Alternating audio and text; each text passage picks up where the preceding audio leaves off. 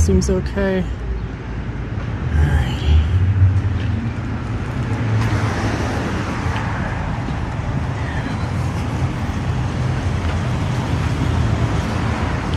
Hello, hello. We are walking up on the protest. So I got here a little late. But I am here.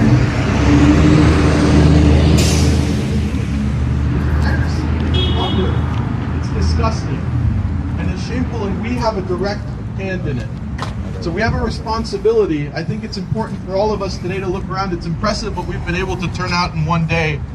But the real struggle ahead is that we have to continue to show up. There was someone in the midst of the Vietnam War that said something along the lines of, sometimes the machine gets so odious that there's nothing left to do but to throw yourselves on the gears to demand it to stop. We're in that moment now. We can't hesitate. The people of Caracas will resist. The people of Venezuela are going to resist. Already, we're in an open state of war with this country. A brother people. We have much more in common with the working people of Venezuela than we do with the Wall Street gangsters that have decided to carry out this war for their own enrichment. That's right. Pockets. And the people of the United States agree. 70% of the people of this country don't want a war. The Please share if you haven't already. Also, let me know the majority of their if the base audio is good. doesn't want war, doesn't see the purpose of this. So we have to be able to go out to these folks who for so long have bought into the lies of this administration and say, look, this is the exact same thing as Obama bombing weddings in Afghanistan. It's the exact same thing as Bush carrying out a war of annihilation in Iraq and killing 1 million Iraqis. We have a chance to stop this. And speaking from the perspective of the labor movement, we have to go back into our workplaces, because the way to physically stop this, the way to throw ourselves on the gears, as it were, is to stop production in this country and prevent the continuation of this war machine. Those shells, those bombs, the bullets are produced here in the United States. It's one of those industries we haven't sent overseas. So we have to put a stop to it here. So we need to be able to not just mobilize ourselves in the streets, but talk to our coworkers, talk to our union brothers and sisters and siblings. And we also have to make a direct appeal to those people in the armed forces that have been sent to carry out these criminal acts. They have to understand, we have to make it clear what we already know. Treason to this whole rotten capitalist system is loyalty to humanity. Right. Yeah. If our soldiers would lay down their arms, if they would say, I'm not going to go kill another worker overseas for no material gain of my own, then this thing would stop. Let's tell Trump, you go to Caracas. Try to do something. Let's see how that goes. And in the meantime, our responsibility is to continue to do this and more. So thank you all for coming out in this bitter cold today. Let's make sure that the people of Caracas can feel the warmth that we feel in our hearts, and make sure that we don't stop. Que viva Venezuela! Que viva Venezuela! Que viva Bolívar! Que viva Bolívar! Que viva la clase obrera. Thank you.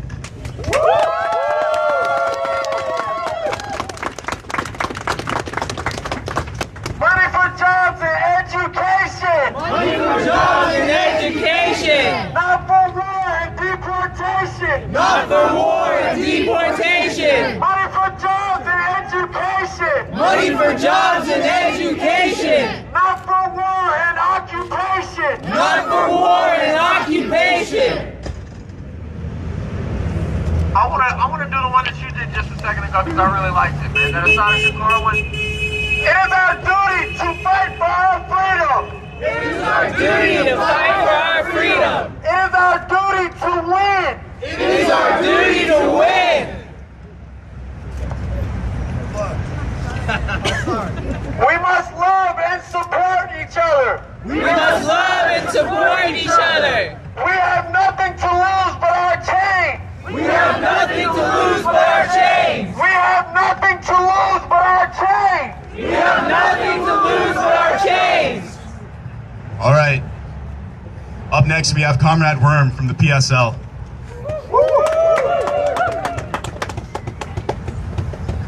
How y'all doing?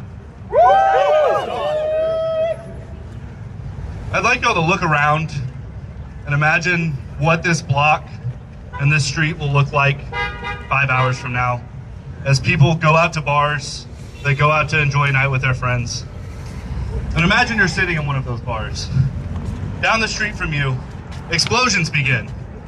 You're just trying to enjoy an average Friday night. And a war machine has been brought upon you by the largest empire this world has ever known. As many of you know, in the early hours of the morning, the United States illegally struck targets, many of them civilian targets, across Venezuela and kidnapped the democratically elected President Nicolas Maduro. Shame! Shame! While the Trump administration and their media cronies would like you to believe that Maduro is a drug lord, that Venezuela is a narco state, going so far as to create a cartel from thin air, the so-called Cartel de los Soles, we know the true reasons behind these attacks. Venezuela has the largest oil reserves on Earth, as well as vast reserves of gold and other minerals. This is not hyperbole. Trump has said directly, as recently as this morning, that the United States will run the country of Venezuela following this imperialist coup, and that U.S. oil companies will play a major role and will be, quote, very involved in Venezuela's industry. The billionaires and their politicians are trying to lie us into supporting yet another unjust and illegal war. But today we're clear. No blood for oil. No blood for oil! No blood for gold. No blood for gold! Following months of strikes and provocations and now full-out invasion of a sovereign nation, the right-wing billionaire media has gone after other leaders of Latin America. Trump and his cronies have made it clear. Their goal is not just to dominate the Venezuelan people, but to reinforce the Monroe Doctrine and continue their domination of all people across Latin America. The United States wishes to occupy Venezuela, turning it into another oil colony for the billionaire class to exploit, and no doubt in due time, turning it into another outpost for the U.S. military, which will allow them to continue to force through the goals of U.S. imperialism in the South American continent. While Trump is the current face of this escalation, make no mistake, the conquest of the Americas goes back to the very founding of this genocidal settler colony that is the United States. We must not view this blatantly illegal act as anything other than the continuation of the same blatantly illegal acts that were instrumental in the founding and expansion of this country. The Trump administration wants the American people to celebrate the 250th anniversary of this country this year, and has started this anniversary by reminding us that the imperialist agenda he has put forward is the continuation of 250 years of genocide on this continent, in this hemisphere, and across the globe. Everywhere the U.S. empire goes, it brings death and destruction, pain and suffering to the working class of that country, and Venezuela will be no different. That's right. The doctrine of the United States ruling class is to violate human rights across the globe, and yet they expect us to believe that they are concerned about human rights in Venezuela. Right. As the Trump administration says that they seek to liberate Venezuela, we know that this so-called liberation will actually be the subjugation of the Venezuelan people to foreign capitalists. Hey! It is a shame. The United States regime has no right to infringe upon the sovereignty and self-determination of the people of Venezuela or anywhere else. Right. We know who our real enemies are. They are not the working class of other nations.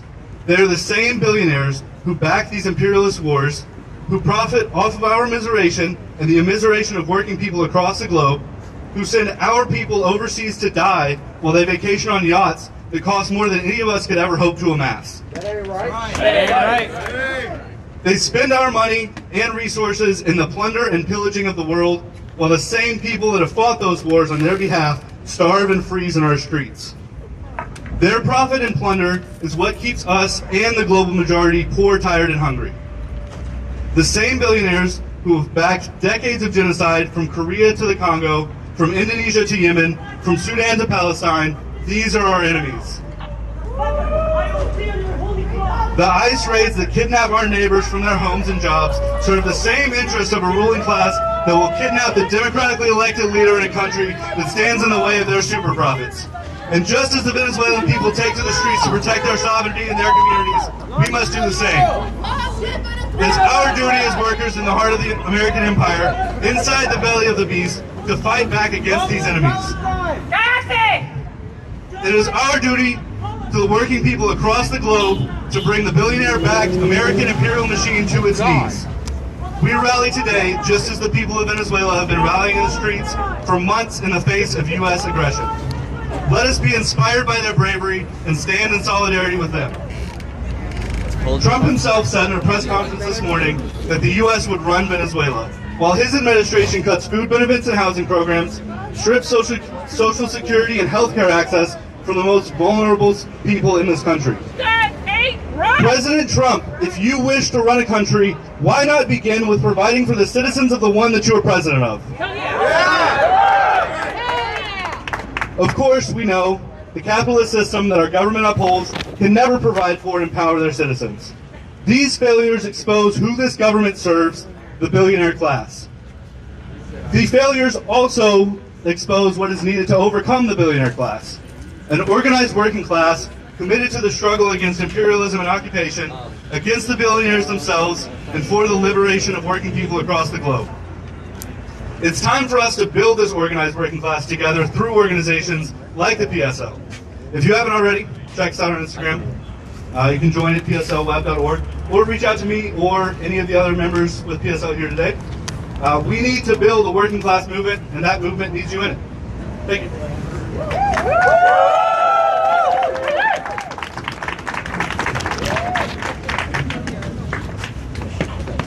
The biggest threat in the world today? Donald Trump in the USA! Donald Trump in the USA! Biggest threat in the world today? Biggest threat in the world today! Donald Trump in the USA! Donald Trump in the USA! No more coups, no more wars! No more coups, no more wars!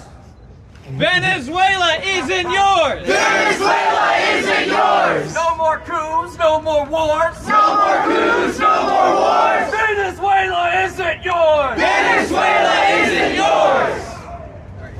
All right. Next up, Drive your fucking car! we got Comrade Robbie from BLM. Everybody make some noise.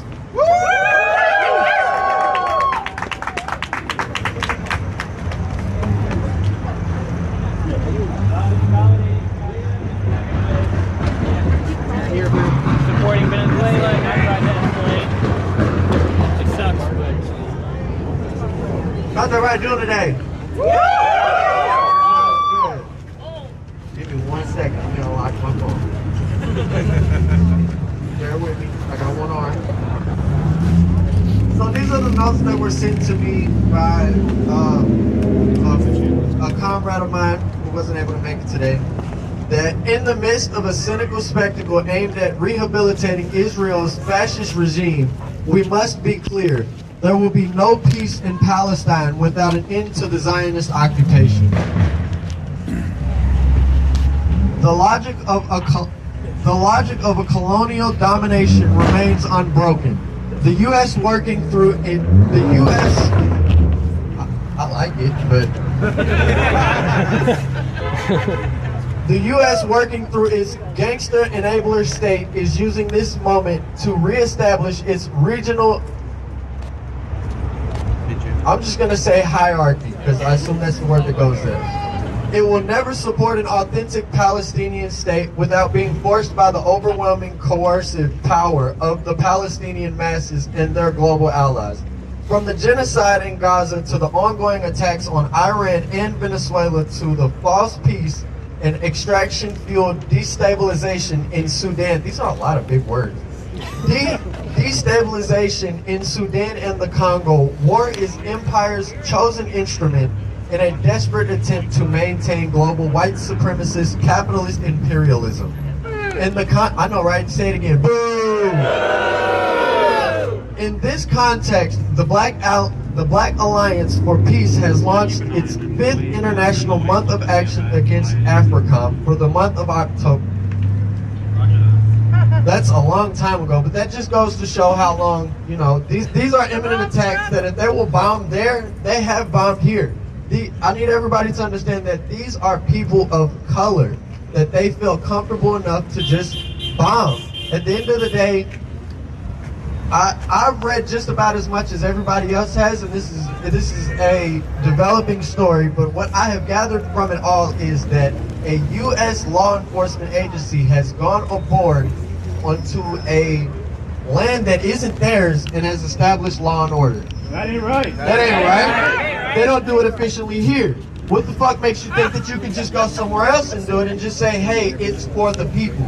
Okay, shout out to the Venezuelans. You know, we love their people and we love what's good for them. But this is not what's good for them. It's what's good for America's